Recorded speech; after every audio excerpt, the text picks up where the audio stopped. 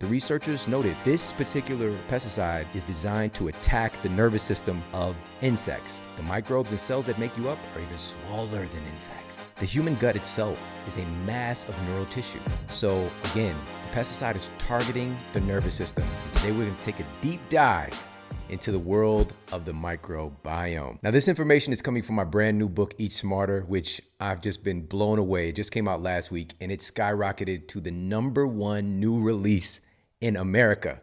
The #1 new release book of all books in the United States. I could not have envisioned this happening in this way so quickly. And this just shows that we are demanding change. The book reached in the top 20 of all books sold. This is up there next to US presidents, celebrities, but this is about health. This is about the health of our families, the health of our communities. We're showing that this matters to us, that this is important. And a book like this cannot be created without so many different people and so many different inputs. I feel like this is so much bigger than me. The universe wanted this to be delivered right now at this time, when we so desperately need it. And I'm just so grateful to be a part of it all. I'm grateful that you are a part of it all. And so on this episode, we're going to dive into one of the most important facets that we examine in Eat Smarter, and also dive into some solutions, because once you understand how truly integral your microbiome is, the health of your microbiome in regulating your metabolism, this is going to be something that you're proactively, passionately going to be looked to optimize here in 2021 and well beyond. Now, to recap, there are 7 clinically proven factors that control what calories do in our bodies. In conventional training about calories and how this all works, and what I was taught in my nutritional science classes in college, was that calories are the major regulating force of our body composition. And our mandate is to manage calories so that we can manage our body composition. We can manage our health by managing calories. But these 7 factors, what we talked about on a recent episode, are epicaloric controllers. They're above caloric control and control what calories do in our bodies. And one of the most important, as we're going to talk about today, is your microbiome, which is highlighted in a study published in a peer-reviewed journal, Cell, where researchers discovered that there's a specific bacteria found in mice that literally blocked their intestines from absorbing as many calories from the food that they consumed. All right, the bacteria, the microbiome, that makeup in these little critters blocked their intestines from absorbing as many calories from their food. Now, through the lens of allopathic medicine, we hear something like that, or the researchers find something like that, and they try to make a drug. All right, we got to make a drug out of this bacteria that we found so we can block people's intestines from absorbing as many calories. That'll be the solution to our obesity epidemic. And that's the problem with allopathic thinking and conventional medicine. It doesn't look at health as a real integrated phenomenon. It looks at it in parts. We're separated into parts. All right. And so by targeting this particular strain of bacteria, maybe this strain of bacteria and coming in with this pharmaceutical intervention is going to prevent you from producing as many SCAFAs, short chain fatty acids, to protect your gut lining. Maybe it's going to interrupt the creation of B12 by your bacteria. And the list goes on and on and on the quote side effects that happen when we try to target one thing through the lens of allopathic thinking. All right. We operate as a whole. Everything about us is interconnected. If we have something that's good for our eyes, it's going to affect our joints. If we have something that's good for our hearts, it's going to affect our kidneys. If there's something that's detrimental to your eyes, it's going to be hurtful to the joints in your toes. If you have something detrimental that's to your brain, it's going to affect your libido. All right? Everything is connected. Everything is connected. So life does not operate in a vacuum. So we want to be aware that we want to include things and cultivate health that is this term holistic, that treats the whole, because that's what we really are. We're an integrated, incredible phenomenon. Now, to couple with the research that was done on these little critters, the Weizmann Institute looked at what was going on with human test subjects and found very conclusively, and this is what I saw in my clinical practice as well, is that there is a specific microbiome cascade, a microbiome makeup that is correlated with obesity, insulin resistance, and excessive body fat gain. All right? Increased weight gain, increased body fat, and insulin resistance. And I can tell that without ever even seeing the person. When I get the report back and look at the makeup of their microbiome, I can have a pretty good indication of whether or not they're obese just by looking at the bacteria cascade. And so knowing this, when researchers found the cascade that was associated with obesity, insulin resistance, they took those samples from human test subjects and implanted them into mice, these quote fat bacteria. And they took samples from lean human, quote, normal human test subjects and implanted them into mice. Those mice that received the implant from the lean human subjects, or the microbiome makeup associated with leanness, stayed lean. However, the mice who received the quote fat bacteria associated with obesity, these quote fat bacteria caused the mice to become insulin resistant, gain weight and gain body fat. Changed nothing else about the mouse's diet. Simply changing the microbiome makeup caused them to gain more weight and become insulin resistant. Our microbes are controlling our metabolism at the absolute front lines. And this just makes sense. They're right there at that action point, the interaction point between the outside environment, the food you put in your body, and the food getting into you. Because in a strange way, your gastrointestinal tract is not necessarily you in one perspective. It's a tube from your mouth to your anus, all right? To Uranus. Shout out to Jupiter and all that whole thing going on. But it's a tube from your mouth to your anus. And within that tube, you can just think of it like a hose.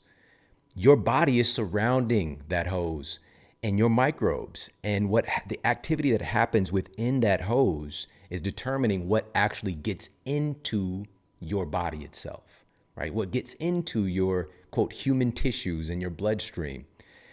And so the intelligence of those microbial communities and the management of all that, truly, again, they're the front line in making those decisions about digestion of nutrients, assimilation of nutrients, and elimination as well.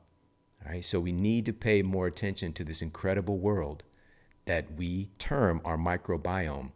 And so the microbiome is not just bacteria, right? We have the human virome, right, which is made up of viruses. And we also have the mycobiome, all the associated fungi in that kingdom as well that make us up. We have trillions upon trillions upon trillions of these different organisms. We have upwards of 400 trillion viruses that are a part of our makeup. And this is so important for us to understand right now. We're at war with viruses. We're at war with bacteria. And we neglect to realize that this is who we are. We're made of these things. Of course, they're opportunistic, pathogenic. These are labels that we give them. But the question is, why do they exist? Why do all of us carry pathogenic viruses in and on our bodies 100% of our days here on planet Earth? Viruses that can make us sick. They're called opportunistic. And in a sense, they wait for our immune system to be compromised, and then they can take over. They can create sickness. And the question is, why would nature have this kind of built into the system? It's not necessarily to hurt us. Many of these opportunistic, quote, opportunistic organisms, in some strange way, oftentimes they're giving us some benefit. They might be producing, many of these microbes produce vitamins and minerals in us for us. As I mentioned earlier, producing short chain fatty acids, the majority of that is not coming through our diet. And what actually is utilized by our bodies are produced by our microbes. All right, so it's this wonderful balance. It's this wonderful symbiotic relationship that we've evolved over time that our conventional medicine, our conventional system of healthcare is simply not paying attention to. It's like it doesn't exist, but this is the cutting edge of science. It absolutely exists. Right now, we have about 2 pounds of microbes in our bellies. I know it's super weird. It is definitely a little weird. But again, it's a symbiotic relationship. It's how we're designed. We evolved from these single-celled organisms. We evolved from viruses. As a matter of fact, our immune system is built from viruses. It evolved initially from a virus integrating itself with our, quote, human DNA, our human genes. So much so, this happened so long ago that when the Human Genome Project was done, they found that the human genome itself is 8% virus. We're 8% endogenous retroviruses. All right? We wouldn't even be human without viruses. Viruses are what enabled us to evolve to have the human placenta, to be able to have a human birth, what we refer to as a human birth, versus we'd be laying eggs. We'd be laying eggs if it wasn't for viruses. It's so weird. I'll be like, hey, babe, did you lay that egg today? You trying to have me fertilize it? This brings a whole different meaning to the word nesting. All right. We'd be nesting like crazy. But viruses helped us to integrate and to create the human beings that we are today. All right. So to be at war with viruses is to be at war with ourselves. We have to understand the nature of these things. And we keep getting more powerful and more powerful and more powerful microscopes to try to discover what is the thing that's making us sick. And we already destroyed so much of what makes us human by going after what we refer to as, quote, germs.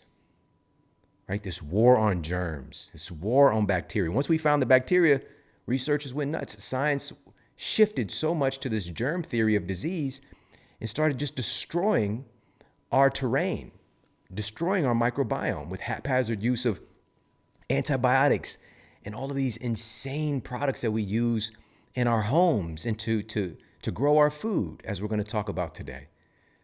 So I just want to reiterate this point again and again and again until we really get this.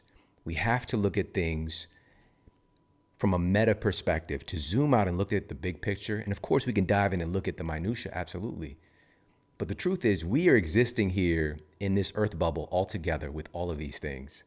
We're in a glorified, gigantic snow globe. All right. There is not something happening on the other side of this snow globe that isn't affecting us. We're all connected. In fact, one of the studies that I shared on a recent episode of the show found that there are billions of virus particles that rain down from the atmosphere every single day. Billions within a very small 3 by 3 foot measured space of the earth. Many of these virus particles are coming from different states, different countries, traveling through the atmosphere, in the clouds, across continents, across oceans. Truly, we are all connected. We really are. So we have to understand what's controlling things at a much bigger level. Zoom out and look at the bigger picture. And part of it is the association, having a level of health and resilience and a robust immune system, a robust, healthy, sovereign human being, a sovereign human organism, so that we are not taken down when we interact with pathogenic organisms. All right. Ultimately, that's how we're designed. We face off against new viruses, new bacteria, new fungi. Our immune system is called the adaptive immune system, adapts to it. We don't just have an innate immunity or innate immune system. We also have the adaptive immune system. And this is how we develop and continue to evolve. But so much of what we're exposed to today has been demolishing our ability to adapt to our environment. And our environment is very abnormal in and of itself. And so we're diving in today and looking at this ecology, really. If you want to give the analogy of your microbiome being like a rainforest. A rainforest has a diverse array of different species. And this is what we have. We have countless different species of microbes, and many of them we haven't even identified yet. And again, just like a rainforest, we can have endangered species that are important for the overall sustainability of the environment itself. And also we can have things that go extinct, that damage everything. And if you look at the data, and this is one of the studies that we highlighted in Eat Smarter, looking at the microbes or the microbiome makeup of folks who are eating more of an indigenous diet, right? More of a hunter-gatherer diet, they have 4 times more microbial diversity, 5 times more microbial diversity than the average person here in America. It's when we talk about, we'll just say you have 100 trillion different viruses. We'll just say we have 100 trillion different microbes.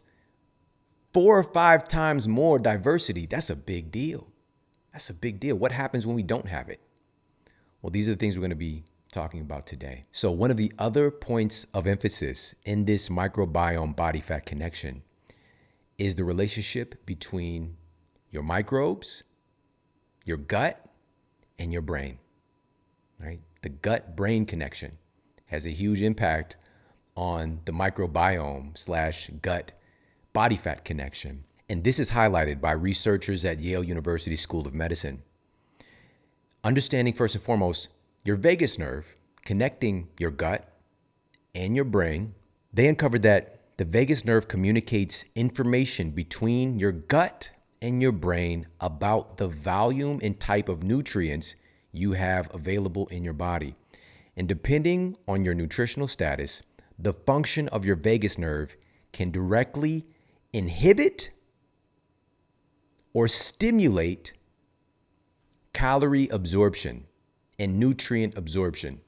This connection can literally tell your gut and all associated aspects of the gut, including the microbes, to stop the assimilation of calories.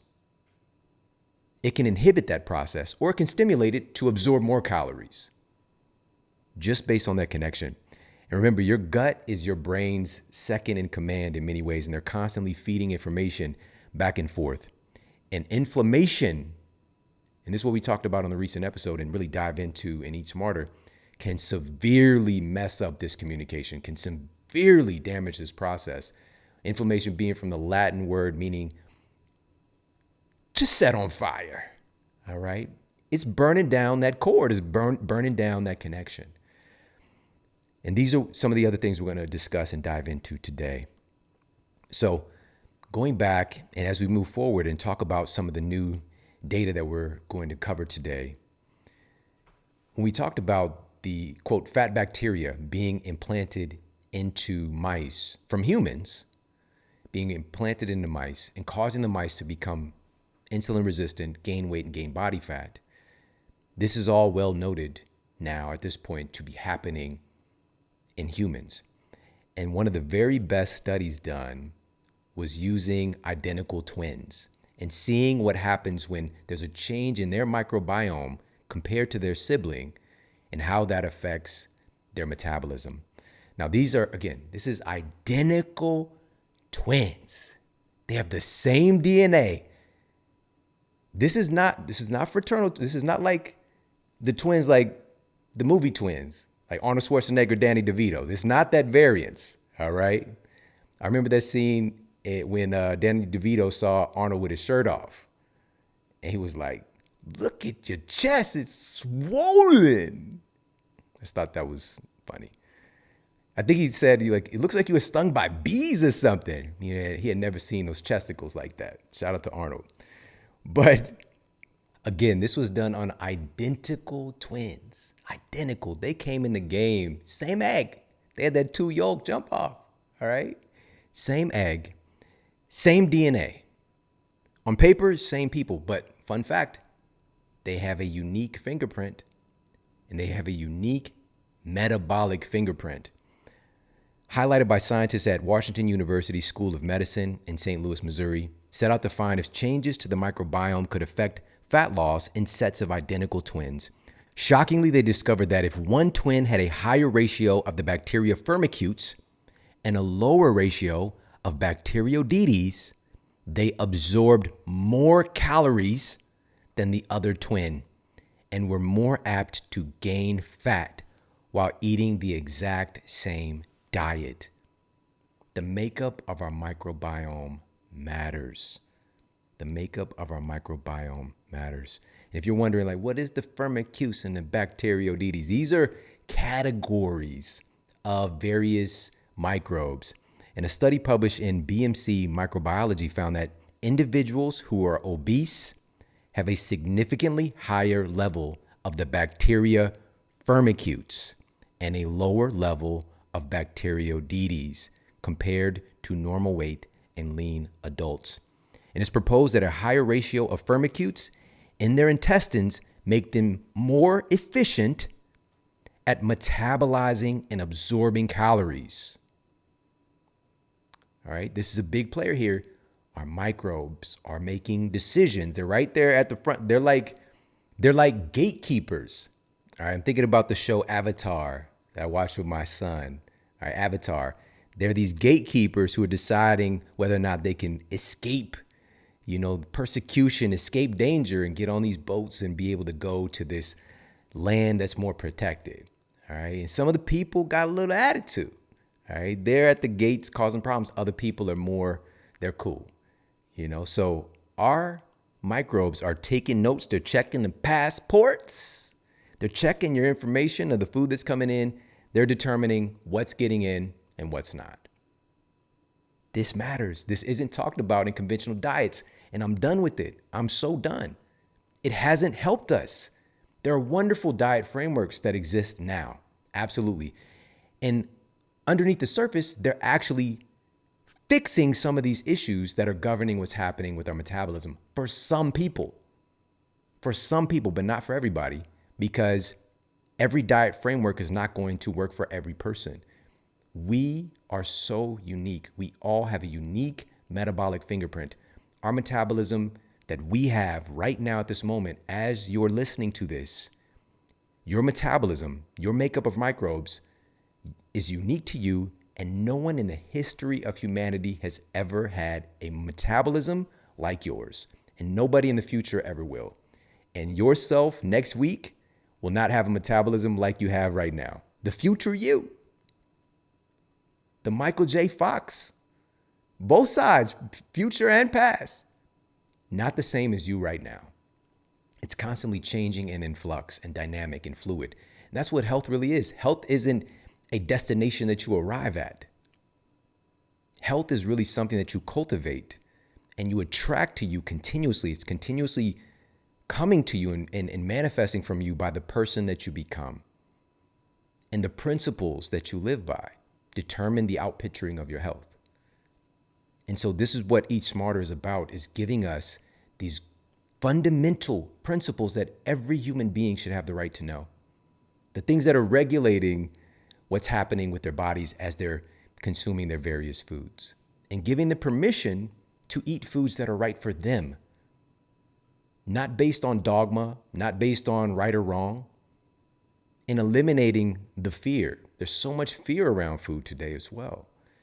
So we're addressing all of these things. But again, we're diving in deep today in them guts. All right, we're diving in deep into the microbiome. So we're just highlighting a couple in that balance of Firmicutes and Bacteroidetes. But there's so much more. Now, in addressing this issue, how do we optimize our gut health to optimize our metabolism? The first principle, the most important principle that is often neglected in our healthcare system, in conventional medicine, that brought in $4 trillion, $4 trillion in 2019 in our healthcare system, and yet everything got worse. Every single disease got worse. Heart disease, cancer, obesity, diabetes, Alzheimer's, arthritis, autoimmune issues, everything keeps getting worse. More money's getting poured into it because they're not abiding by principle number one. Remove the cause of the disease. Remove the cause of the problem. I don't want to start this episode in how to optimize our gut health by telling you here, take this thing, add this thing in, have this food, have this nutrient. It's not going to matter if we don't remove the thing that's hurting the microbiome in the first place. All right. That's like taking one step forward and two steps back. We have to remove the cause first. So what is contributing to the degradation of our microbiome? This issue, this dysfunction with our microbiome is driving the obesity epidemic below the surface. It's a main driver of what's happening. So why? Why is this taking place right now? And what can we do to fix it? This today is very important.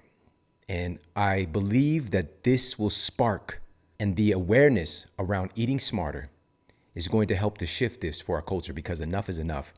One of the things that's dramatically damaging the health of our microbiome are pesticides, fungicides, herbicides, rodenticides. And we have the proof now. For instance, a recent study published in the journal Chemosphere uncovered that the intake of one of our most widely used pesticides, called chlorpyrifos, can promote obesity and insulin resistance through influencing our gut and gut microbiota. And this should be front page news. But nobody's talking about this. What's actually contributing to our obesity epidemic? What we're exposed to coming through our food supply every single day. But there's so many far-reaching, detrimental things happening with the use of these chemicals. Chlorpyrifos was invented as an alternative to the pesticide DDT, which itself was a substitute for toxic lead called arsenate used with growing food, and has become a part of a pattern known as, quote, regrettable substitution. It's what we do. It's like from the line from the Suicide Squad, Harley Quinn. We're bad guys. It's what we do. When she's like breaking in to, stealing some jewelry on a whim. They're bad guys. It's what they do. They're not going to substitute with something that is life affirming. They keep trying to drug their way out of solving our problems. Better living through chemistry. And we continue to be hurt and hurting our citizens. And what's happening behind the scenes, listen, we'll dive even deeper. Chlorpyrifos works by attacking insects' nervous systems and has been repeatedly shown to create side effects in people working on farms. According to researchers at Columbia University, one of the most devastating issues is seen in pregnant women exposed to chlorpyrifos, finding that it led to significant impairment in the development of their children's brains. Pregnant women working on farms using this chemical had a skyrocketing rate of miscarriage as well. It's not okay. We need to stop this. Now, how does this affect all of us? This isn't just about pregnant women. Clearly, it's going to be hurting us in other ways. Well, the human gut itself, the researchers noted that this particular pesticide is designed to attack the nervous system of insects. The microbes and cells that make you up are even smaller than insects. The human gut itself is a mass of neural tissue. So again, the pesticide is targeting the nervous system. Our gut itself is made of a mass of neural tissue filled with 30 types of neurotransmitters, just like the brain. Because of the massive amount of brain-like tissue found in the gut, it has rightfully earned the title of being the second brain. The gut, the human gut, is referred to as the second brain, technically known as the enteric nervous system. And this second brain that we all have in our bellies consists of around 100 million neurons, more than either the spinal cord or even the peripheral nervous system. And these pesticides are designed to target and destroy the nervous system. Clearly, it's been banned by now, right? Nope. There's been massive litigation going back and forth. It was on track to getting banned. But lobbyists, these chemical companies, they're not trying to have a hit to their pocketbook. They got a good thing going. They finessed their way into getting it pulled back from being banned. Now it's supposed to be banned again, but now it's just caught up in the red tape. It's that red tape. And our citizens are suffering. Now you might think, okay, well, this is just one. We get this banned, but it's the same thing in the way that we're growing our food. It's not just this one. There are more than 34,000 pesticides derived from over 600 synthetic chemicals that are registered by the EPA for use here in America.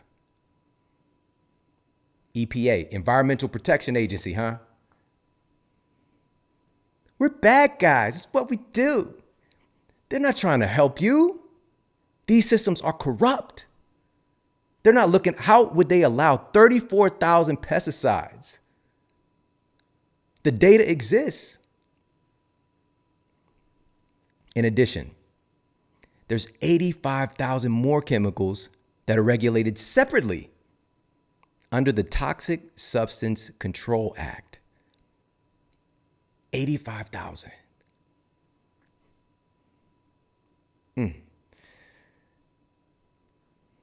And what is this doing directly to our microbes?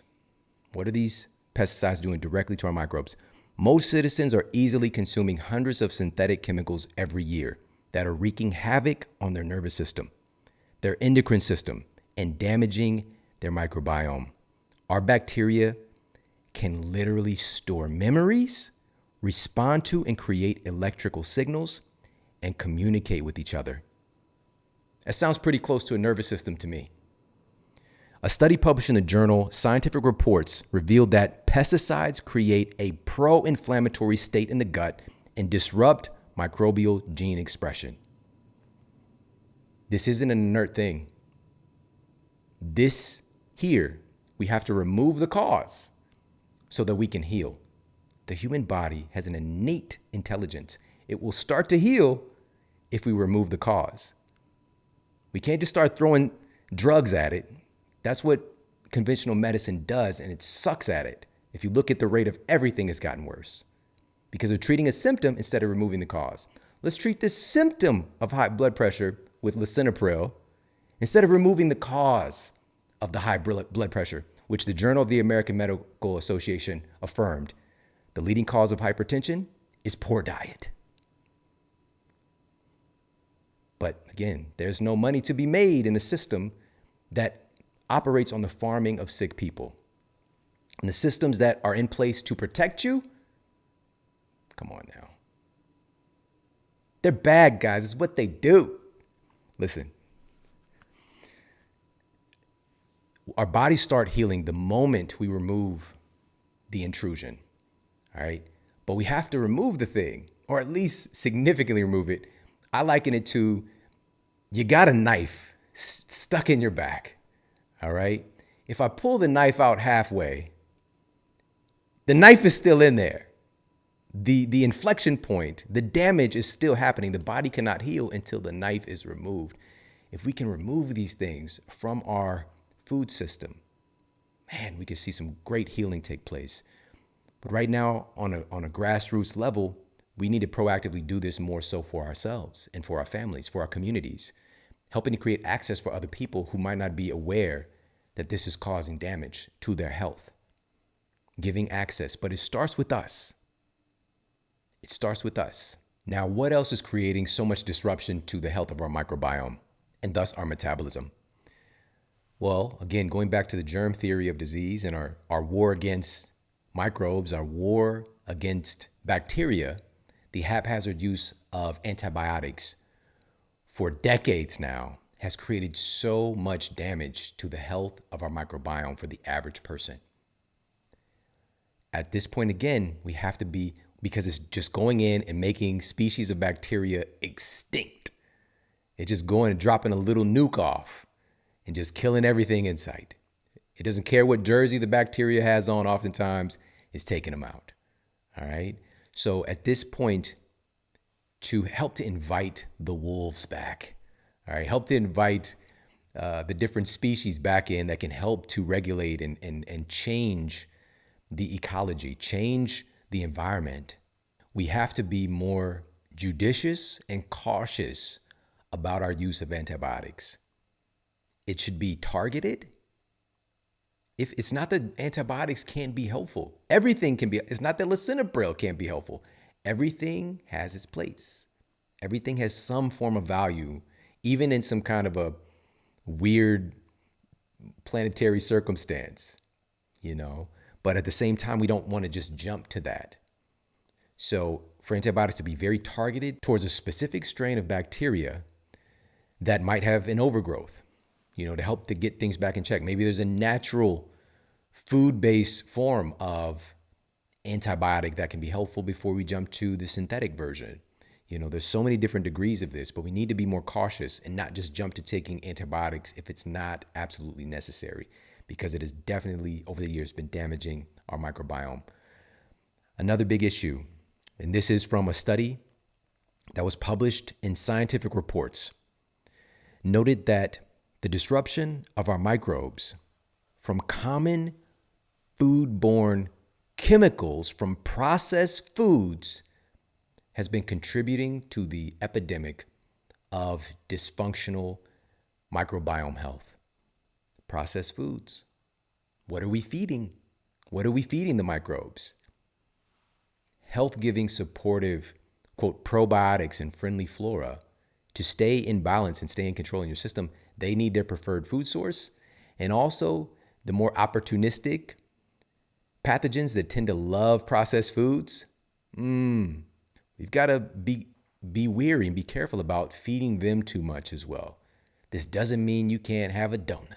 This doesn't mean you can't have some, you know, different things here or there that isn't coming from a close interaction with nature.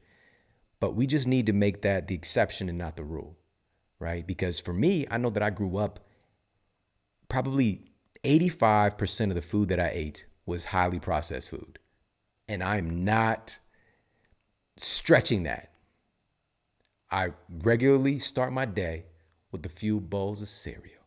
All right. When we have money, I got those Fruity Pebbles. All right. Shout out to the Flintstones. Fruity Pebbles. The array of flavor explosion, astronomical. But when we didn't have money, which was most of the time, you know, we had the off-brand stuff. All right. So I didn't get like Fruit Loops. We have Fruit Rings. All right. I didn't have Captain Crunch. We had King Vitamin. All right. I didn't have Rice Krispies. We had Crispy Rice. True story. So I start my day with cereal. And then for lunch, oftentimes, I'm just thinking about my typical school day. I have a personal pizza and I get a pretzel with cheese. And I dip the pizza into the cheese also, you know, because I was getting freaky. All right, I was being freaky with my lunch. And maybe I get a juice to go along with that. And for dinner, a lot of times we'd have fast food, you know, a great percentage of the time. And if my mom happened to cook something, you know, we got like fried pork chops, fried chicken, you know, French fries. Maybe we'll sneak some canned green beans in there. You know, that's my 15%. And this is how we subsisted. We subsisted on highly processed food. So when I say that the majority of people in our country, that diet is not that abnormal here in the United States. 84 million Americans every day get fast food. Every day. We have to have a change in all of these systems involved. And it's not that we need to shut all the fast food restaurants down. What if we create systems and structure? Because they concern about shareholder value. That's what they care about. They care about that money.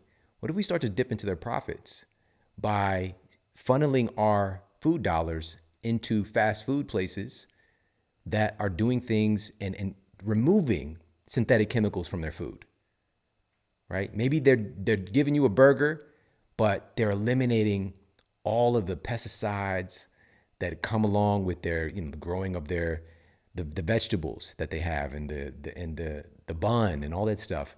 And maybe they're doing, you know, grass-fed versus the conventional factory farm. Like maybe they're making steps that eliminate so much of the things that are proven to be destructive in the form of these processed foods. What would they do then? They're going to change their ingredients. They're going to pull things out. We can demand it. We can fight. Vani Hari, the food babe, she just texted me right before this episode. She just gave birth to her son last night. Her little baby boy, Finley, is in the world. Welcome to the world, Finley. But Vani Hari, she is one individual, and she created the Food Babe Army. She's garnered hundreds of thousands of signatures on various petitions to get companies like Kraft Foods to take things that are proven to cause biological damage to our citizens, specifically they're damaging our children. Many of these ingredients are banned in other countries, but they're still in use here. She's got McDonald's, Subway, Kraft Foods, the list goes on to pull those things out of their foods. There's still so much more to go, but it's just chipping away at it. What if we do it from multiple directions, where we encourage these companies to do the right thing because they can make more money doing it? Unfortunately, that's the way that a lot of these things need to take place. And so even in Eat Smarter, we dive into this conversation.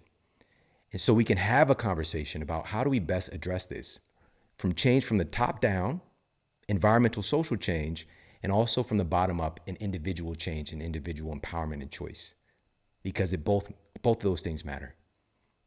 So, but to dive back into this, in processed foods, what's the main thing we're getting? We're getting that sugar. All right. Oh, sugar, boom, boom, boom, boom, boom, boom. A study published in Proceedings of the National Academy of Sciences demonstrated that sugars, quote, silence genes that regulate the proliferation of beneficial bacteria. That don't sound good. Specifically, sugar appears to negatively impact the colonization of Bacteroidetes populations that are crucial in regulating our metabolism. It all works together. Other studies, like was published in Advances in Nutrition, uncovered that there's even more issues with sugar in our microbiome, noting that there's a clear pro-inflammatory impact sugar creates in our gut. And we talked earlier about the gut-brain connection, right? The vagus nerve, and inflammation damaging that connection, and understanding that your microbes are determining whether or not you're going to assimilate calories from your food. And creating abnormal activity, inflammation damaging this connection, we've seen the outpicturing what it's done to our citizens. So what do we do here? Again, remove the cause. So we talked earlier about removing one of the big issues with pesticides and herbicides, the best that we can, and demanding change, cultural change for it. Being more conscientious about antibiotic use. Here, let's move our families away from the fake foods. Just as best as we can. We don't have to be perfect, but just making a shift, even a 5% change is going to help. 10% change is going to help. We don't have to rip the Band-Aid off and just go 100% whole food, real food. We can still get some various, prepackaged products. That's all good. But we can increase the ingredient, the quality of those ingredients, make them more accessible. The store that we used to shop at when I was a kid is called Aldi's. I don't think they have Aldi's everywhere, but Aldi's is kind of like a Safeway or like Food for Less, right? So this is like all generic stuff in the store, right? Quote, generic or off-brand.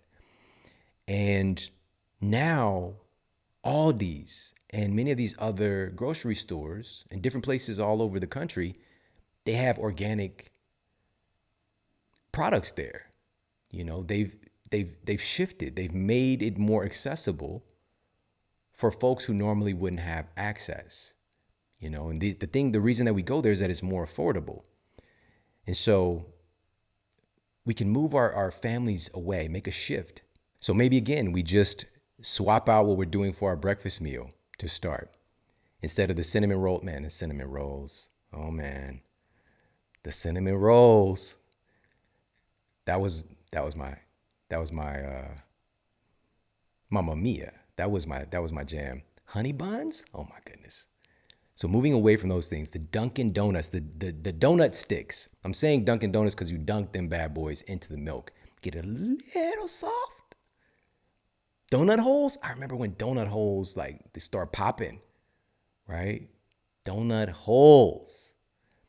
Maybe we move a little shift away from the crazy cereals that are in our culture, right? Everything from Count Chocula to our organic Honey Nut O's. Still processed foods.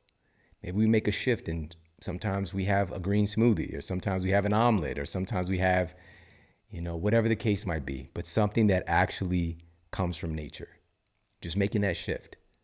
It doesn't have to be lunch, doesn't have to be dinner, but just making a shift is going to help to solve this issue. So I wanted to target this first and talk about removing the cause of the disruption to our microbiome.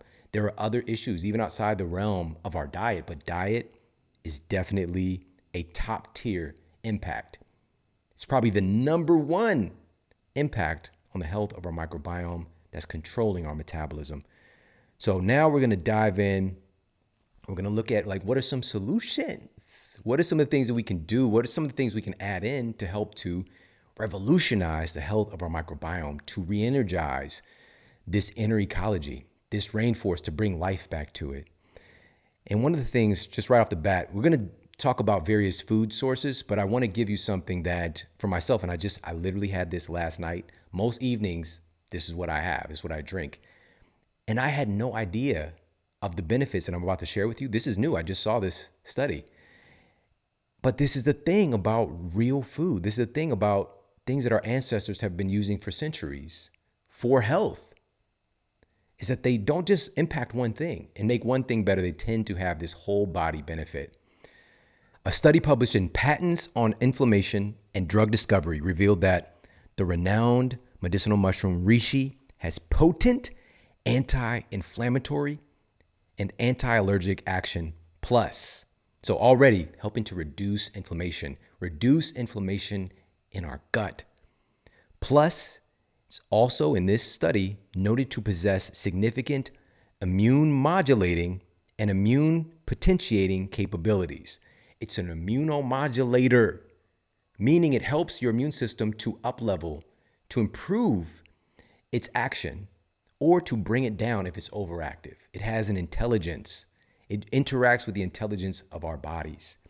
All right. And I, just about every night, because of the benefits, clinically proven benefits that reishi has on improving your overall sleep time, improving your sleep efficiency, and improving your time spent in deep anabolic sleep as well. Now, leaning in even more into how do we optimize our microbiome and optimize our metabolism, this is one of the most important takeaways from today. As your diversity of microbes goes down, your rate of obesity and insulin resistance goes up. These have an inverse relationship. All right, so one of the biggest epidemics we're seeing is this radical decrease in diversity in microbes. And here's what the impact has on the other side when we improve this. A recent study published in the International Journal of Obesity revealed that a higher diversity of gut bacteria is directly correlated with less weight gain and improved energy metabolism, independent of calorie intake. Independent of calorie intake. Calories are not the boss. It's not Tony Danza. It's not the boss. Calories are not Genghis Khan. It's not the emperor. It's not the Mongolian boss. It's not. Calories are controlled by other things. Namely, one of the most important is your gut bacteria. Now, the number one way to increase your microbiome diversity, which is noted in the data, is to increase the diversity of foods that you're eating. That one simple thing. And just think about it. I know for myself, this definitely hit me. How often, even if I'm, quote, eating healthy, how I get stuck in a rut of eating the same things over and over and over again. And all of the different bacteria strains that create the diversity, create overall optimal health, they require different prebiotics, right? Food substrates for them to eat so that they can proliferate. Our quote, probiotics can actually proliferate, colonize, and then create postbiotics. So the prebiotics enable the probiotics to create the postbiotics, which again is the vitamins, minerals, short chain fatty acids in you for you that help your metabolism and your health to thrive. All right, so we have to give them their preferred food source. In Eat Smarter, we go through a plethora of specific foods that can transform the health of your microbiome and to support your metabolism. Take blueberries, for example. Bifidobacteria make scaffas, make short-chain fatty acids that protect your gut lining and reduce inflammation.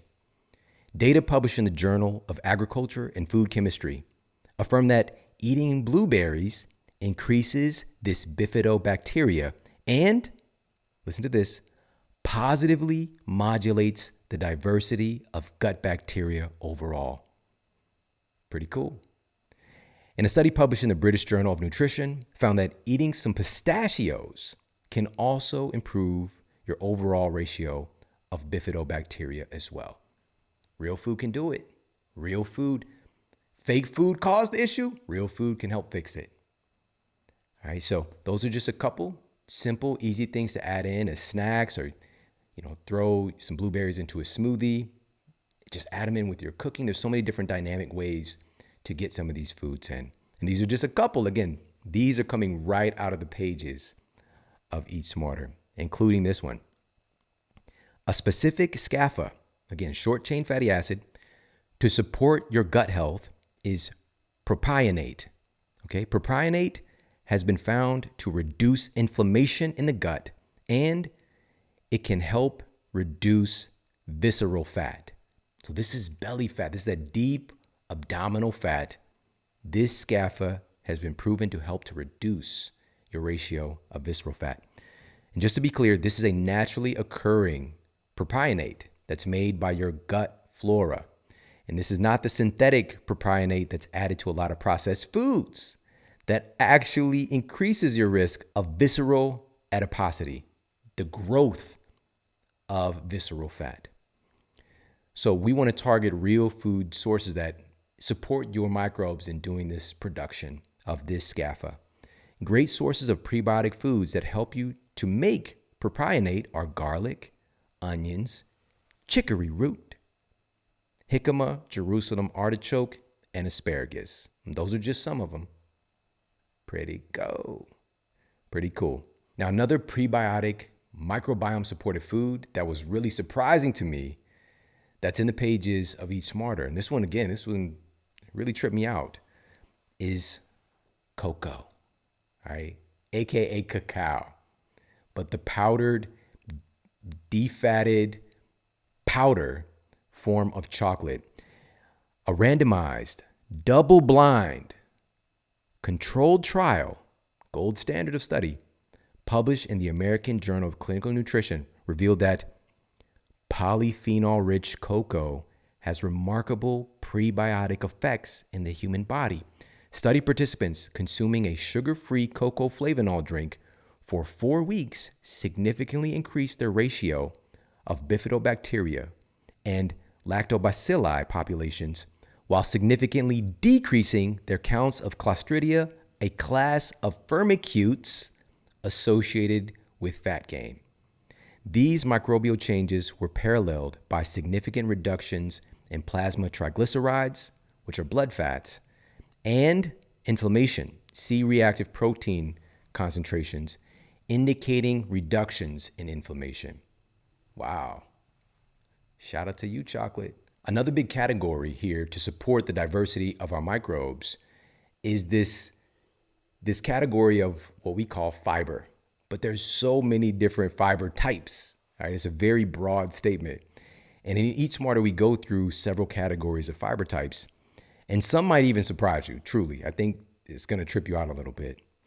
But this just speaks to the importance of metabolic individuality again, because in truth, there's going to be some fiber types, this broad category of fibers and different fiber types that are going to be beneficial for your microbiome that won't necessarily be beneficial for someone else.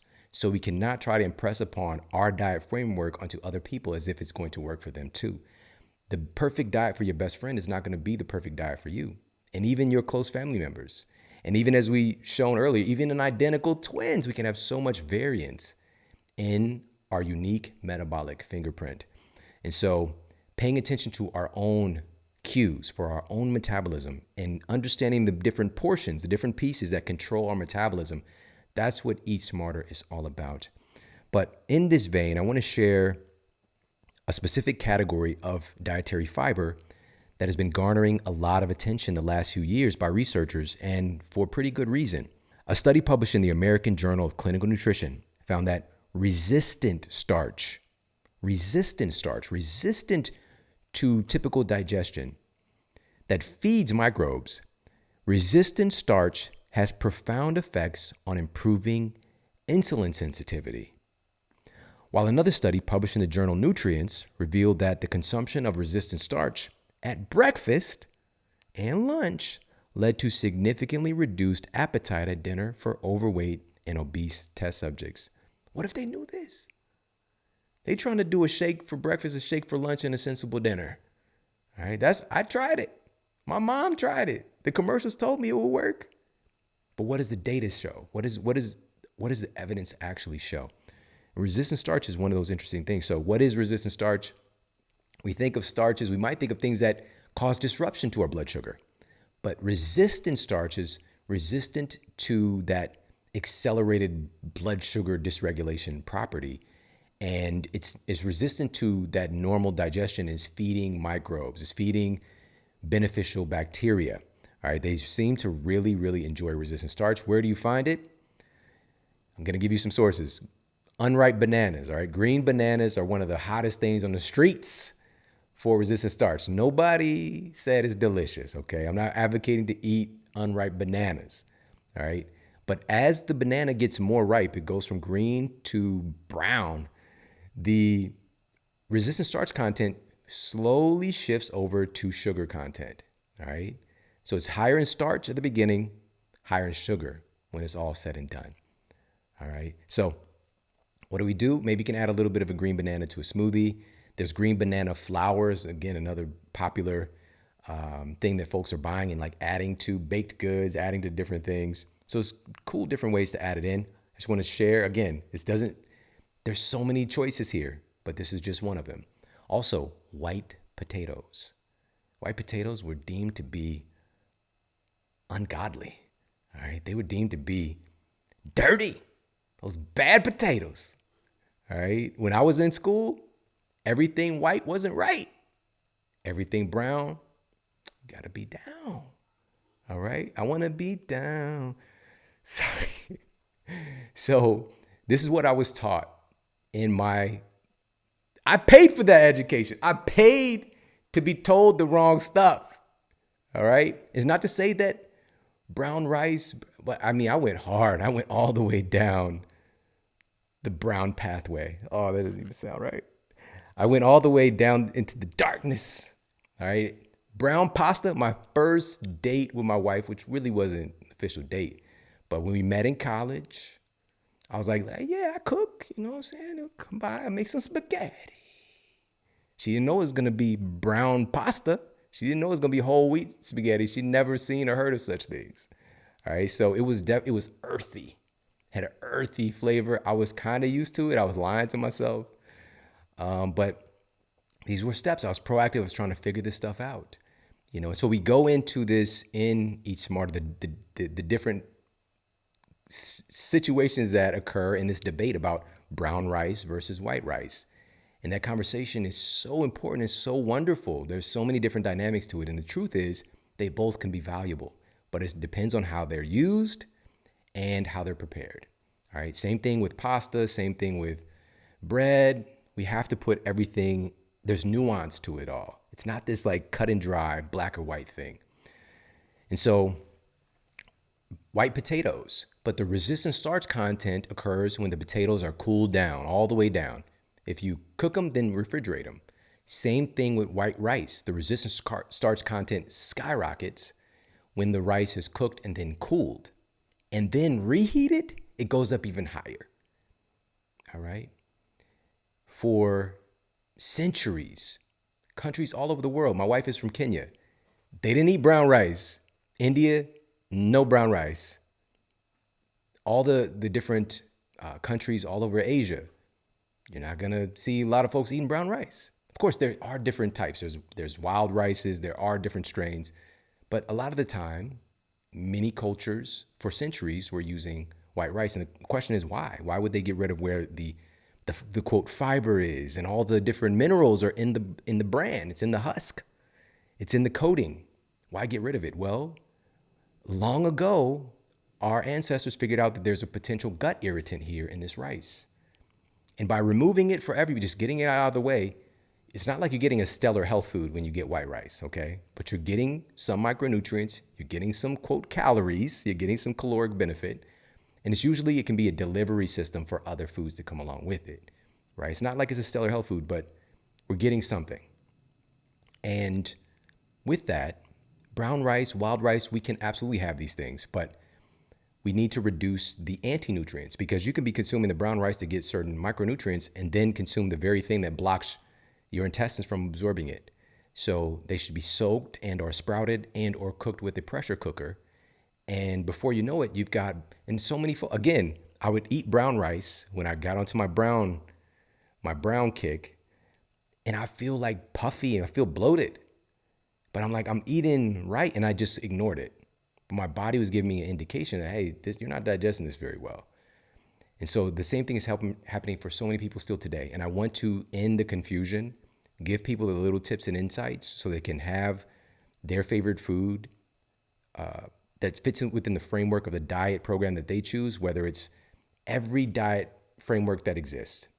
Eat Smarter is a unifier. You will not be left out. You will find things that absolutely blow your mind and help you in that diet framework that you choose.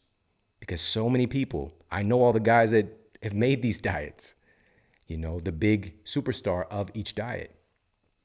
And the truth is, they have helped people with whatever diet framework they have. That physician or healthcare practitioner, nutritionist has helped patients with that diet framework. But there's a big percentage of people who aren't helped because it's ignoring or are leaving out the understanding of how their unique metabolism works. All right, so we're gonna wrap things up here with 2 additional points in optimizing your microbiome. And this was another thing that really shocked me. I was by myself in my office when I was writing the book, and this was one of those times where it's just like, oh my goodness, I can't believe people don't know this. One of the most surprising things regarding diversity in the microbiome is that your gut bacteria can actually change dramatically based on what time of year it is, based on the season. Stanford University researchers discovered that gut microbes and digestion are cyclical and in sync with the seasons and environmental conditions. So another tip here to support microbiome diversity and your metabolism overall is to purposefully eat more seasonal foods. And this by no means, again, says that you can't have your favorite foods that might not be in season. But what if we proactively add in some things that nature is trying to signal us to eat right now at this time of year? Because our microbes are cyclical. As we evolved, our microbes would change and adjust as the seasons change. So these are those things below the surface that can create health from the inside out. So we talked about prebiotics. Now, the prebiotics are the food that the friendly flora need, our different bacteria strains need in order for them to proliferate. And we have to understand that the prebiotic foods that we eat are unique to us.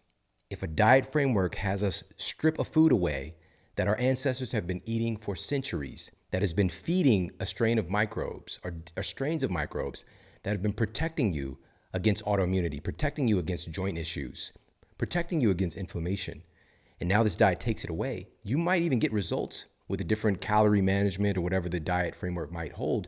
But then this is why so often folks see diminishing returns as they do the diet. We have to do what's best for us and our unique metabolism. The same thing we might start adding in foods that don't necessarily jive with our system. This is why we go through such a diverse array of different foods and stuff that we can experiment with, add in, and just have some fun. Because the truth is, overall, increasing the diversity of foods that we bring in, oftentimes, especially if they're real whole foods, they're just gonna have more and more benefit. And now this gets into the conversation of those probiotic foods. These are super popular right now, and probiotic supplements, But the probiotic supplements cannot proliferate and colonize if they don't have the prebiotics. But the probiotic foods are also important here. And this is the next step. And this is what we're going to close with today, is we're going to cover some of the probiotic foods that have clinically proven benefits highlighted in Eat Smarter. The first one is kimchi. All right, kimchi. Kimchi is heavily studied right now for its notable anti-obesity benefits. And it's gaining massive popularity right now outside of its original home of Korea. And kimchi is a spicy fermented vegetable dish with a base of cabbage, and it can include an assortment of different ingredients like garlic, ginger, radishes, carrots, red pepper, scallions, and more. A peer-reviewed study published in the journal Nutrition Research found that eating kimchi leads to a significant decrease in body fat, hip-to-waist ratio, and fasting blood sugar for study participants versus those who merely ate the unfermented version of the cabbage dish. That fermentation did something magical. Those probiotics did something magical. Again, this is just one food to add in, especially if you like spicy stuff. Add in a little kimchi. Add in a little kimchi.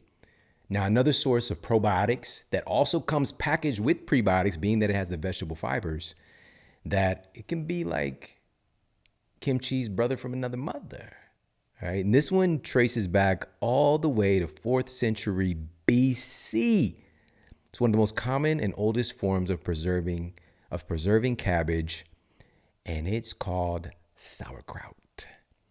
It's a rich source of vitamins and minerals like vitamin C, B vitamins, vitamin K, iron, and also a great source of prebiotic fiber. And these are all players in a healthy metabolism, as we've been discussing.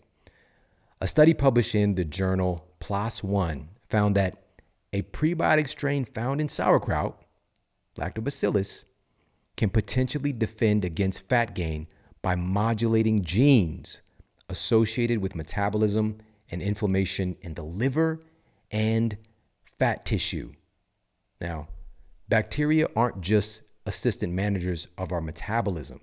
They're not just assistant managers. They also influence our genetic expression. And this highlights again how bacteria is able to do that. We've got great foods that we can find this in. Again, there's a whole list of probiotic foods and also the science behind it.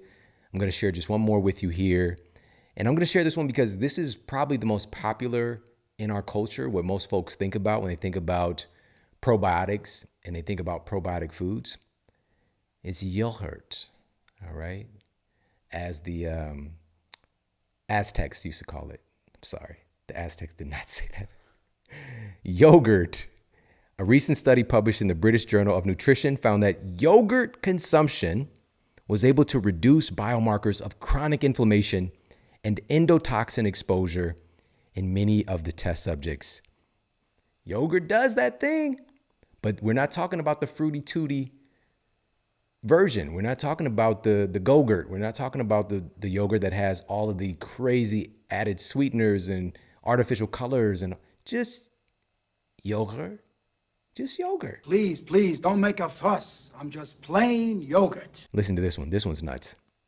Another study conducted by researchers at the University of Connecticut uncovered that yogurt has a strange, unexpected superpower. The researchers gave test subjects some pretty crappy, high-calorie / low-quality food for breakfast. They wanted to, quote, stress the test subjects' metabolism and see if there would be any influence if they consumed yogurt beforehand. One group was given a serving of yogurt just prior to their meal, while another group was given a serving of non-dairy pudding.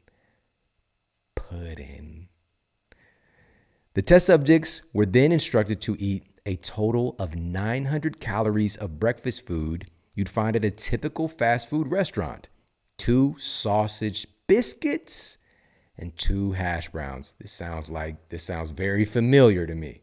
They had the test subjects to fast for several hours beforehand so they were hungry enough to eat it all. And Then they set out to monitor their biomarkers over the next several hours. Here's what they found. The test subjects who had yogurt prior to their meal had significant reductions in certain endotoxin markers. And endotoxins are toxic substances bound to your bacterial cell walls. The researchers also noted that in obese participants, post-meal glucose levels dropped back to baseline faster when folks had yogurt beforehand. This indicates that fermented food can improve glucose metabolism in some people. Again, eating yogurt that doesn't give you permission slip to knock down the Egg McMuffins and the Brown Browns, those hashies, okay? I'm not saying, but wow, what an impact having yogurt had, getting their blood sugar back to normal faster. Those probiotics, bacteria are doing remarkable things for our metabolism. There's obviously many different types of yogurt out there. You know, there's whole milk yogurt, there's low fat, there's Greek yogurt, there's this, there's that. Obviously, if you can lean on what most folks evolved having, which is grass-fed versions, there's also goat milk versions, the list goes on and on. But then there are also now many plant-based versions. They don't have a lot of clinical evidence at this point, but studies are being done all the time. And studies are continuing to be done and encouraged when we change our buying behavior and we demand it. All right, so I hope that you enjoyed this episode. We went through a wide range of things for us to target in this important and powerful microbiome body fat connection. If we can improve the health of our microbiome, we will inherently improve the health of our metabolism and get our citizens healthier. Make sure to pick up your copy of Eat Smarter today at your favorite bookstore. Get it at Amazon, Barnes & Noble, Books A Million, Target stores. Pick it up today. This is something also to get for the people that you care about. It's an incredible adventure in a way that's fun, in a way that makes sense, in a way that's empowering. We are creating a movement right now, and it's up to us to demand and show retailers that we care about our health. And also, of course, applying the things that we learn to transform the health of ourselves, our families, and our communities. I appreciate you so much for tuning into the show today. Make sure to share this out with the people you care about on social media. You can tag me. I'm at Shawn Model. And we've got some powerhouse shows coming your way very soon. So make sure to stay tuned. Take care. Have an amazing day. And I'll talk with you soon. Hey, if you like this video, make sure to check out this video right here to up-level your health today. A fascinating new study published in the journal Neuron found that magnesium is able to restore critical brain plasticity and improve cognitive performance. This electrolyte